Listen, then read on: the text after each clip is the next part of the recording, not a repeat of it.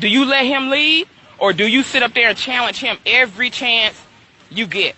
He may not tell you he's unhappy, because most men not going to say shit like that. They just not.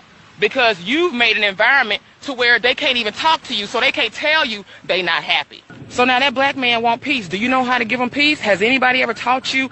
We all see this meme going around, be a man's peace, be his peace, be his peace. Y'all skip right on over that. If he wasn't creating so much hell, I could be in peace. Not taking responsibility, not taking accountability. You want to tell black men what you want, but it's not reciprocal. It's not based in reciprocity, and that's what I'm telling you. You don't know how to treat him. I can tell you right now, he want peace, just like I said, and we get caught up in food and eating, and he needs somebody to cook for him.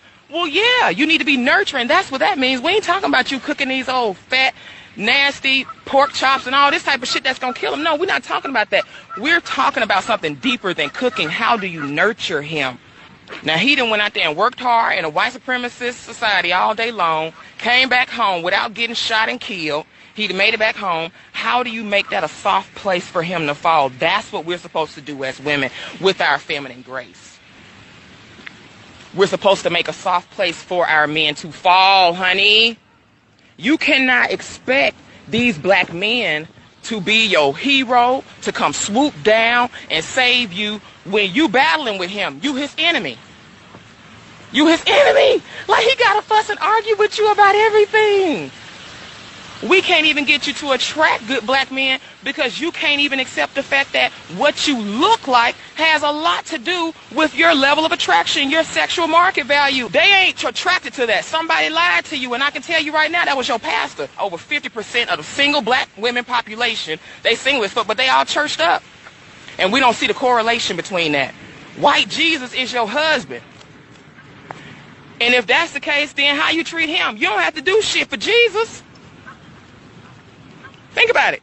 You don't have to do a goddamn thing. Jesus accepts you just the way you are. You don't have to lose weight. You don't have to fix your attitude. You don't have to fix your energy. You can just blame it on Jesus. I'm married to Jesus. I'm waiting on my man. I'm just focused on God. No, you're not willing to admit what it is that you're doing that's messing up your opportunities for meeting a good black man. Most of you are on that churched up shit. You look like Tamala man. No, but see, Jesus will accept that. So you don't even know what men like. The feminine grace part, we're lost on that, ladies. All of this arguing, combative energy, not letting a man lead. No, ma'am.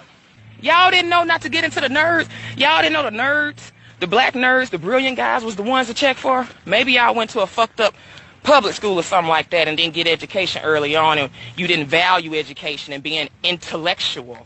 But for those of you that are late to the game and you past 30 or 20 and you've been falling for the bad boys and a part of your narrative is I keep choosing the bad ones, that probably means you're not that intellectual. Now, that don't mean that you're not a good person, you're not a good woman, but that definitely speaks to the caliber of man that you're going to be able to attract. You can't tell me that's not easy. Well, it's going to be hard as shit for women that have been raised by these bitter, angry, resentful single mothers.